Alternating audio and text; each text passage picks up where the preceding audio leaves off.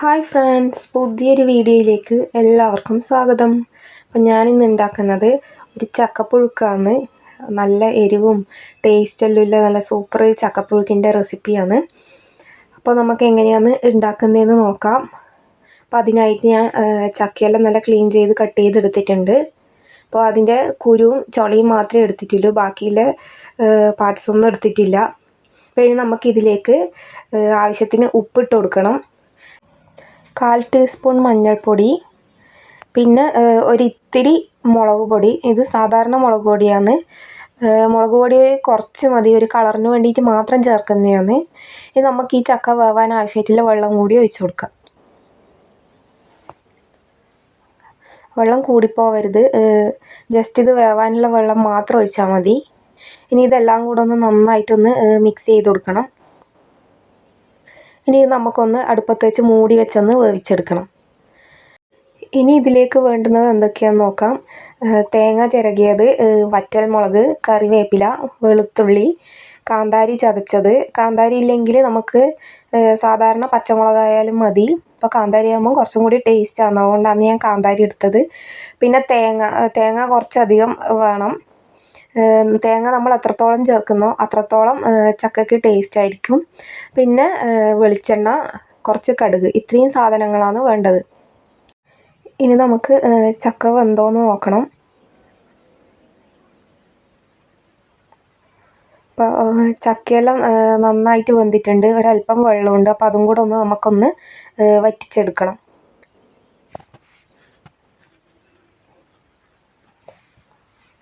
അപ്പോൾ നമ്മളെ ചക്കയിലെ വെള്ളമെല്ലാം നന്നായിട്ട് വറ്റിയിട്ടുണ്ട്. അപ്പോൾ ഇനി ഇതിലേക്ക് നമ്മൾ ചേർത്ത് കൊടുക്കുന്നത് തേങ്ങയാണ്.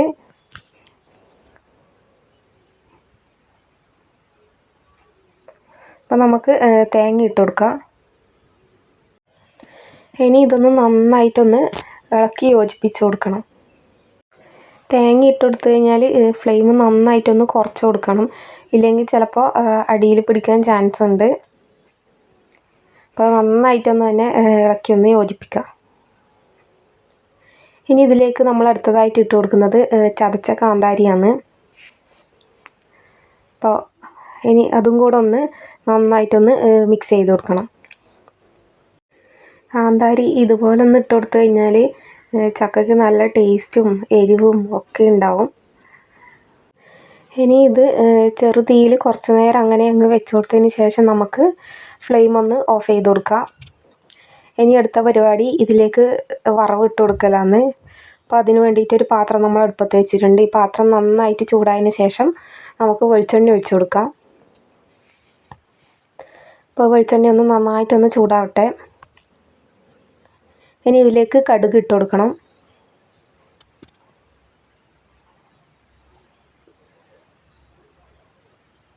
അപ്പോൾ കടുക് മുഴുവൻ പൊട്ടിയ ശേഷം വെളുത്തുള്ളിയാണ് ഇട്ട് കൊടുക്കേണ്ടത്. അപ്പോൾ വെളുത്തുള്ളി ഒന്ന് നമുക്ക് നന്നായിട്ടൊന്ന് വഴറ്റി കൊടുക്കണം. നല്ലൊരു ബ്രൗൺ കളർ ആകുന്നവരെ വഴറ്റണം. അപ്പോൾ നല്ലൊരു ബ്രൗൺ കളറായാൽ മാത്രമേ നമുക്ക് ആ വെളുത്തുള്ളീൻ്റെ കറക്റ്റ് ടേസ്റ്റ് ഈ ചക്കയിലേക്ക് കിട്ടുള്ളൂ. അപ്പോൾ അതിന് വേണ്ടിയിട്ടാണ്.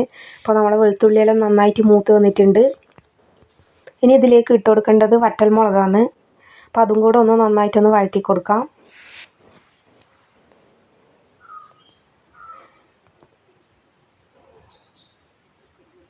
ഇനി കുറച്ച് കറിവേപ്പില ഇട്ട് കൊടുക്കുക. അപ്പോൾ നമ്മൾ ചക്കയിലേക്ക് വേണ്ടുന്ന വറവ് റെഡി ആയിട്ടുണ്ട്. ഇനി ഇത് നമുക്ക് ചക്കയിലേക്ക് ഇട്ട് കൊടുക്കണം.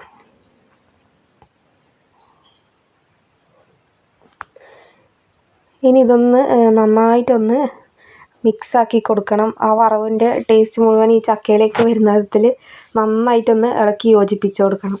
അപ്പോൾ നമ്മളെ ചക്കപ്പുഴുക്ക് റെഡി ആയിട്ടുണ്ട്. നല്ല സൂപ്പർ ടേസ്റ്റിലെ ചക്കപ്പുഴുക്കാണ്. എല്ലാവരും ഉണ്ടാക്കി നോക്കണം.